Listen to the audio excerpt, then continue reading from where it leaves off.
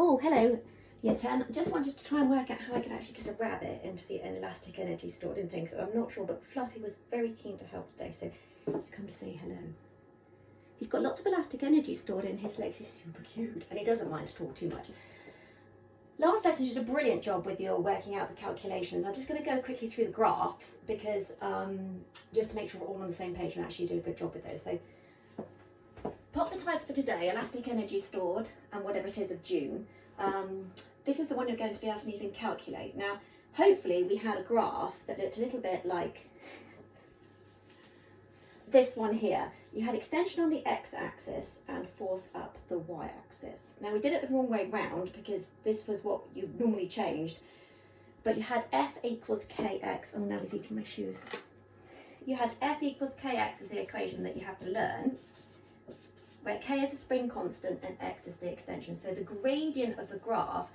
Now I'm just going to go through the gradient quickly because a lot of you did a really good job and you knew that it was the change in y divided by the change in x, so the y-axis being up here and the x being along there. So mine has got the change in y for my triangle here. You read it off the graph as 4 newtons, and the change in x, I did mine in centimetres, as 8 centimetres.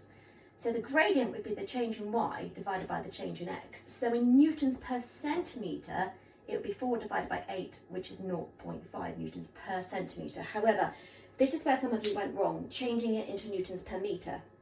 8 centimetres is 0.08 metres. So when you put that into the equation, you have 4 divided by 0.08, which gives you 50 newtons per metre, not divided by 100. Okay, so because it's the extension goes underneath, you have to multiply it by 100. Or you could just put it in the equation like that. Right, brilliant.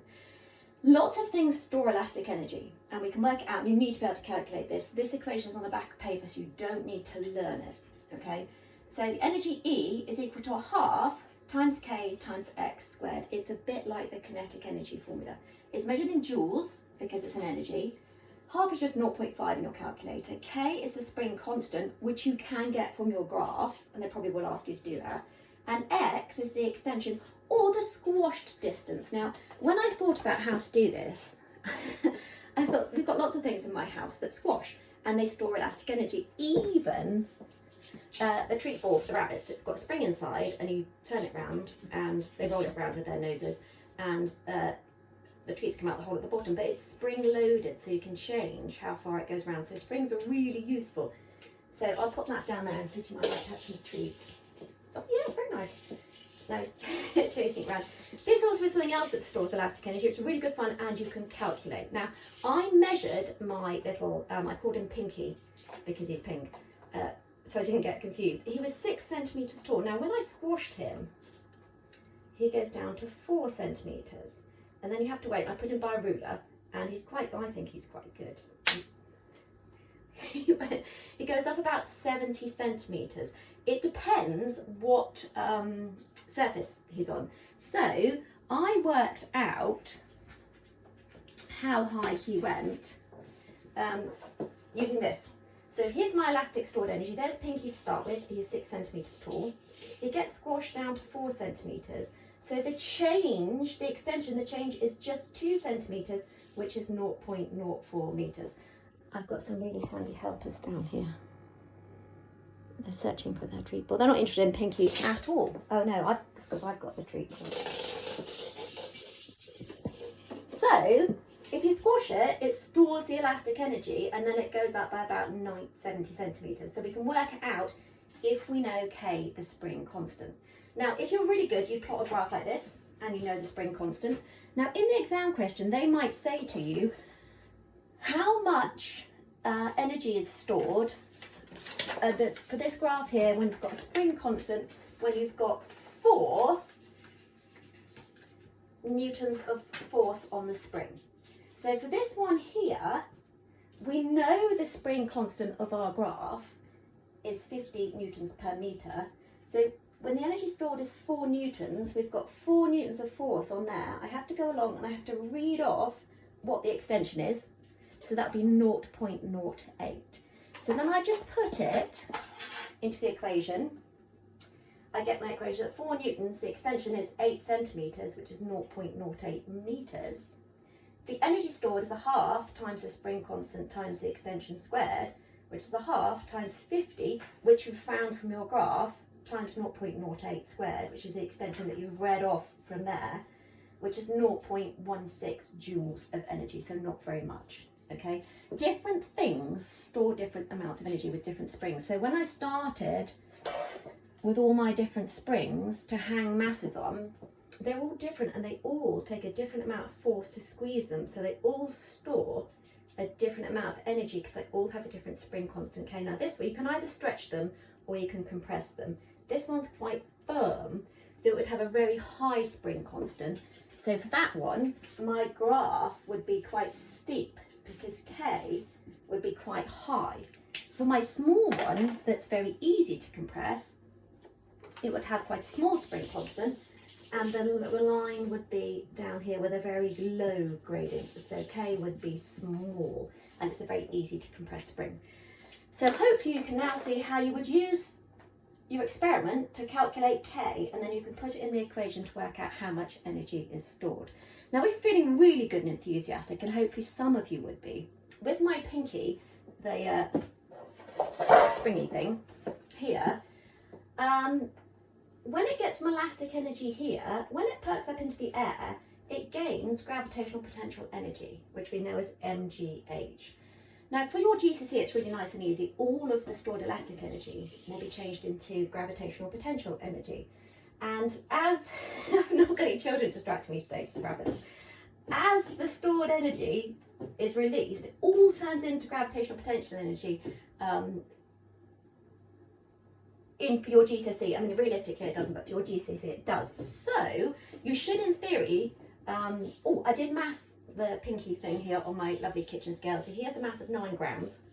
So that's 0.09 of a kilogram. Remember the equation for gravitational potential energy is mass times gravity times height. So mass is 0.009. Gravity on Earth we'll use is approximately 10 newtons per kilogram. And the height is 0.7 meters. So that energy store is equal to the elastic stored energy. So you should, in theory now, be able to stop this, pause it, work out the energy gained, put it equal to the stored elastic energy, and work out the spring constant of the spring inside pinky here. I did it earlier, and I put my answer on here.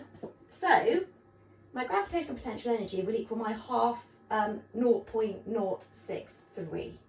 So it was 0.09 times 10 times 0.7. Which is 0.063. I put it equal to a half times K times 0.002 meters. That's the 2 centimeters. I've got that wrong because it's a factor of 2 out. Sorry, 0.2 there. So F is K times X. So I times it by 2 and then divide it by 0.02, and hopefully you got 63. I think I've got an extra 0 in there. I'm sorry. Okay. Hopefully you got something like 63 newtons per metre, because all my distance were in metres. I will check. Okay, so hopefully you can use all your energy equivalence things that you've learned so far. Now I am going to have to, there's a second, well there's 3 bits to this. I'll do the other bit as well right now. I put some questions on a PowerPoint about how to calculate the elastic energy stored. You just put the numbers in the equation. It works just like the kinetic energy one. Right. Now what you're going to have to do is look at the amount of energy stored in different balls. So I've done a data collection sheet here. So we're looking at balls and which has the highest elasticity. So my left-hand column, my independent variable is the ball. So I've got a tennis ball, an orange ball, a red ball, a fluffy ball, lots of different types. I've got the height of the bounce. So we're going to drop a ball from 1 metre. And then we're going to see how high, you have to record the bounce 3 times, and then you can do the mean height of the bounce, and then we'll look at what you're going to do with it.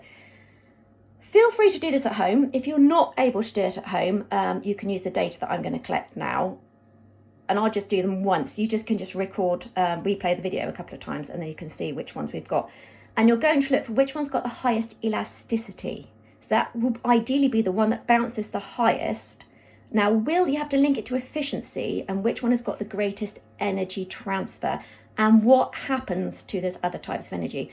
I am going to ask you to plot a graph for this, and you can take a photo and upload it for me so we can look at the most efficient ball and look at the energy transfers within it. And if you're feeling really good, you could mash your balls, work out the gravitational potential at the start, work out how much the elasticity was in the ball at the bottom, and look at how much wasted and wanted energy is, and look at the efficiency of your balls. But you don't have to do that.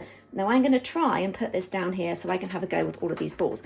Now I've got to do the tennis ball first. Now they might ask you about this when you're doing your GCSE exam. They might say, how would you do it? Now I've got a tape measure, and I put this on a piece of paper, and you can only see up to about, if you do it up to, you can do it much more accurately than this at home. My first ball was a tennis ball. So what I'll do is I start with it at 1 meter, and then I'm going to drop it, and you can hopefully will be able to see how high it gets to, and you can record it in your table, and exactly like mine. So I'm going to start at 1 meter. I mean the bottom of the ball at 1 meter. I'm going to drop it, and you can record that in your table. It wasn't very high, I don't think, very good. My next ball is an orange ball. It's a really bouncy one, this, so it's going to go quite high. So have a look. Hopefully you can record it. Brilliant. And then I've got a red ball, which is a bit like a soft, fluffy tennis ball. So I'll start with that at 1 meter, and I shall drop it. That wasn't particularly good, so it didn't have a particularly high elastic constant. The next one's got a fluffy ball. Now this fluffy one is a rabbit's ball, so it's not designed for bouncing. Different balls are designed for bouncing for different things. So that's really rubbish. I've got a bouncy ball here, which is of course designed for bouncing, so hopefully this one will be quite good.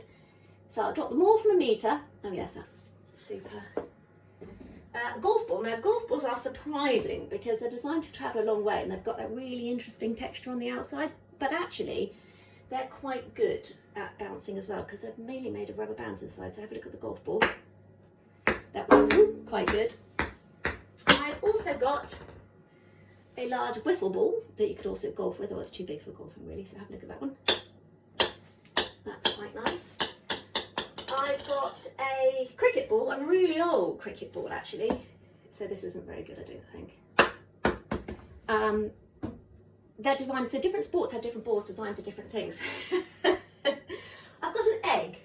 Now, what do you think my egg is going to do? I'll do the nectarine first. I've got a nectarine and an egg. Now I'm going to stand well back for this one. I'm going to put my tray down there. I'm going to drop my nectarine from 1 meter. It's not a fair test, I completely understand, because I put my baking tray down there, but will it bounce, do you think?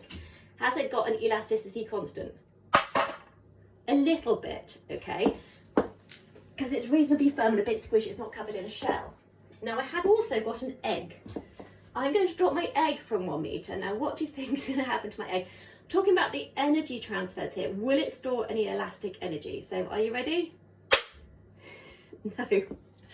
It's well and truly been smashed into the pan there. So you've got to think really carefully about what the energy transfers have happened, okay, in all those different things. So what I'd like you to do is, without treading on all the egg, complete a table. You can watch the video clip back. You can just do it 3 times and get the average height of the bounce. I've done mine in meters. We've got the height of bounce in meters. Think about what type of graph you're going to plot. Okay, are we looking for a relationship between the heights, or are we looking for the individuality between the balls? Is it continuous or discontinuous data? Okay, which had the greatest energy transfer? And can you link this to efficiency? You could draw a Sankey diagram for them. You could do anything like that. That would be absolutely brilliant. Okay, I will put the table on the PowerPoint, and you're going to have to go through and watch this. Please feel free to do your own results at home. I'm sure you've got lots of balls. You don't have to have as many as I have. We just happen to have lots and lots of balls hanging around the house. I've got lots of balls, so I just chose these ones. You don't have to use an egg either, but have a really good think about this. And has an egg got any elasticity constant in it at all? Would it be different if it was a boiled egg? Because we would change what was inside it. Have a really good go at this. Try and do some at home on your own. Hopefully you'll be able to now calculate the stored elasticity. Remember, with the graph, the steeper the line, the higher the K, the spring constant. The shallow one is an easier one to squash. It's got less, it's easier to squish. So, and with your balls here, you don't have to use as many as I did. You can do something like this. I mean, I just put it on a piece of paper and drew it on, but I'm quite lucky because I've got a tape measure that goes over the back door too. Well done. Most of you are doing an absolutely brilliant job. And hopefully we'll be able to do this in the classroom soon. And I really look forward to that day when we can do it. Thanks. Bye.